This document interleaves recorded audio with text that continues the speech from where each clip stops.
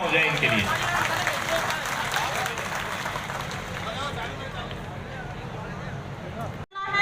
कि जहां पर हमारा परिवार, हमारा सैनी परिवार जहां पर एक साथ में किसी भी जगह पे अगर कहीं पर भी उसको न्याय नहीं मिलता है तो हम उसके साथ में खड़े रहें और एकजुट होकर हमें ये दिखाना है कि हमारे समाज को जिन्होंने सोच रखा था कि ये चुप बैठे हैं, इनको कुछ नहीं मिलने वाला, कुछ भी नहीं मिलेंगे, तो भी साथ होके बैठे रहेंगे। खाना है आज की जो हमारे समाज की एकता मैं देख रही हूँ, ये देख के माताएं बहनें जो आई हैं, जो कल तक मैं सबको देख रही थी, काफी चिंतित थे कि माताएं बहनें और कैसे सुना।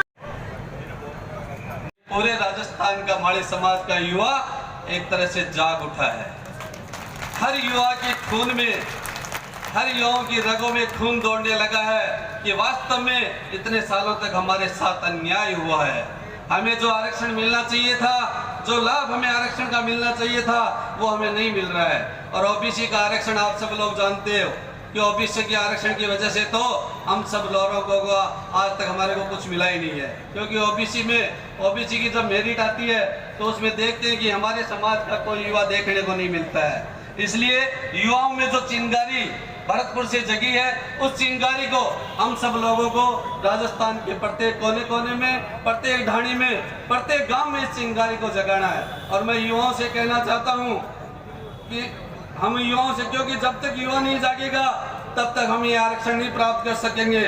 और मैं युवाओं से कहना चाहता हूं कि संघर्षों के साये में इतिहास हमारा पलता है, जिस ओर जमानी चलती है उस ओर जमाना चलता है।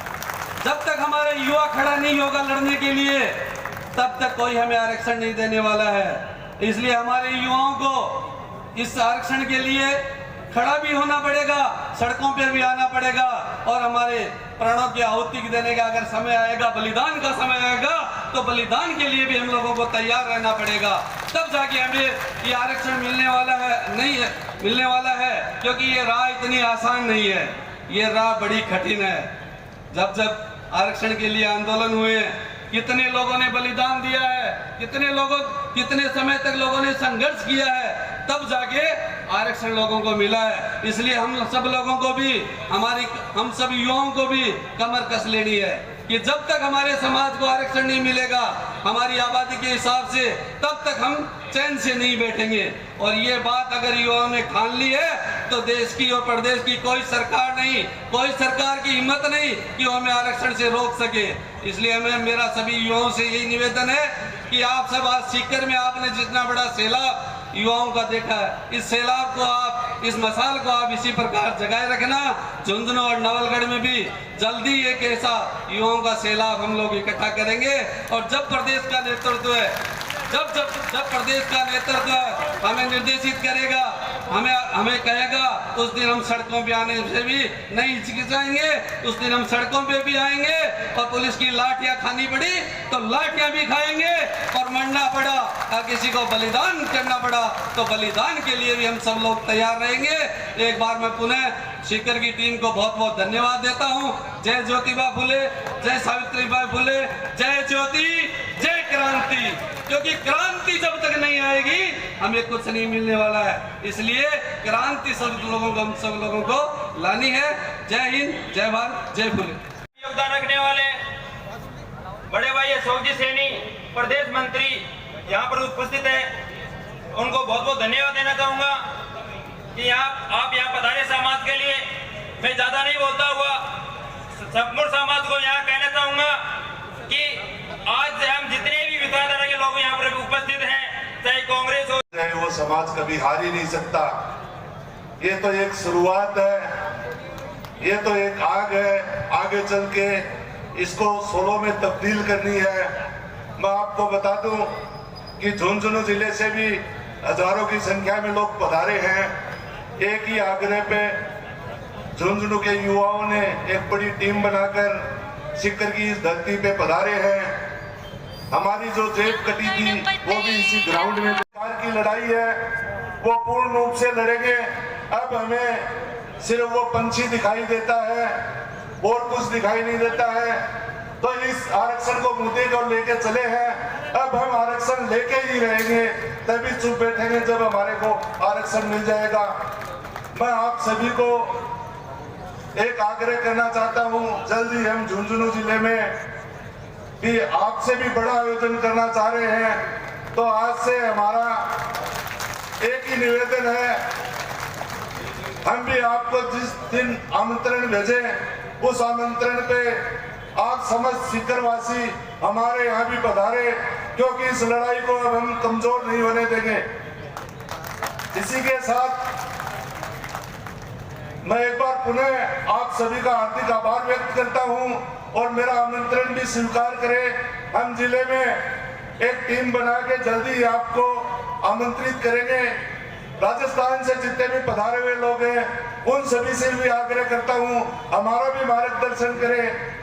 जय हिंद, जय भारत। उन्होंने कहा मोड़ा तेरे कूड़ा करके डोली में डाला है और तुम आई की जय बोल रहा है। तो उसने कहा कि कम से कम मैंने गालने की आदत कि कौन कौन लोग हैं जो इस लड़ाई को, जब भी हमारा समाज का, प्रदेश का नेतृत्व, जिले का नेतृत्व आह्वान करेगा, हम सड़कों पर आकर लड़ाई लड़ने के लिए तैयार रहेंगे, हम सड़कों पर बलिदान देने के लिए तैयार रहेंगे और जहां भी हमें बुलाएंगे वहां सब उपस्थित रहेंगे। एक बार मुझे सब लोग हाथ ऊपर करके इस चीज के लिए बताएं कि कौन कौन इस लड़ाई में और शुरू से लेकर अंत तक अपना बलिदान देने लोगों ने हाथ खड़े किए। मैं एक बात जरूर ध्यान में रखना कि यदुकुल रुहित सदा करना जाए।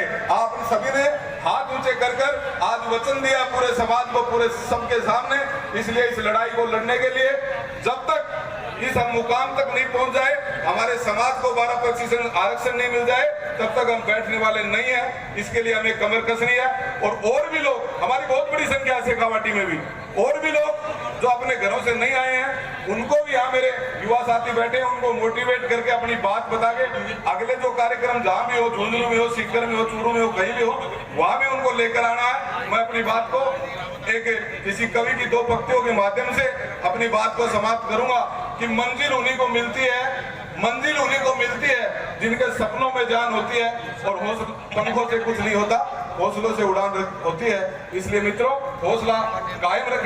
खर्च कर रहे हो, अपना तन दे रहे हो, मन दे रहे हो, समय दे रहे हो और तो और अपने खून पसीने की मेहनत दे रहे हो।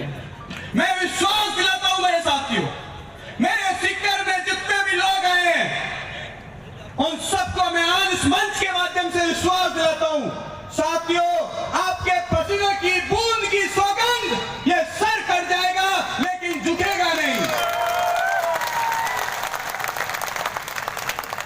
और मेरे साथियों, अभी ये मत सोचना कार्यक्रम होगा, लड़ाई खत्म, अभी तो शुरुआत है और इस शुरुआत में हमें कमजोर नहीं पड़ना। मैं आपसे पूछना चाहता हूं, मेरे युवा साथियों से पूछना चाहता हूं, मेरे बुजुर्गों से पूछना चाहता हूं, हम 75 साल से टैक्स भरने को कहना चाहता हूं, हम हमारा हक मांगते हैं, किसी से भीख मांगे। मेरे पीछे बैठे भाइयों, मेरे युवा साथियों, आपका दिल खोल जाना चाहिए, आपकी नसें खोल जानी चाहिए और अपना दिल बार बार रखना चाहिए और उसको लगना चाहिए कि अब मुझे मेरा हक चाहिए। बुलंद आवाज कर लो, मुट्ठी बंद कर लो और बोलिए, हम हमारा हक मांगते हैं, किसी से भीख मांगे। अरे मैं नहीं सर मारा हाथ उठाने में, तो तुम्हें किस बात की शर्म? अभी तो हमें, तुम सोच रहे हो पानी की व्यवस्था नहीं, तो मैं आपको कह दूं, आपको प्यासा रहना पड़ेगा, आपको भूखे रहना पड़ेगा, आपको इस गर्मी में भी रहना पड़ेगा। से निवेदन करूंगा कि वो आए और अपना उद्बोधन दें। लक्ष्मणगढ़ से सैनी समाज अध्यक्ष और सामने जो भी लोग हैं वो एक बार सामने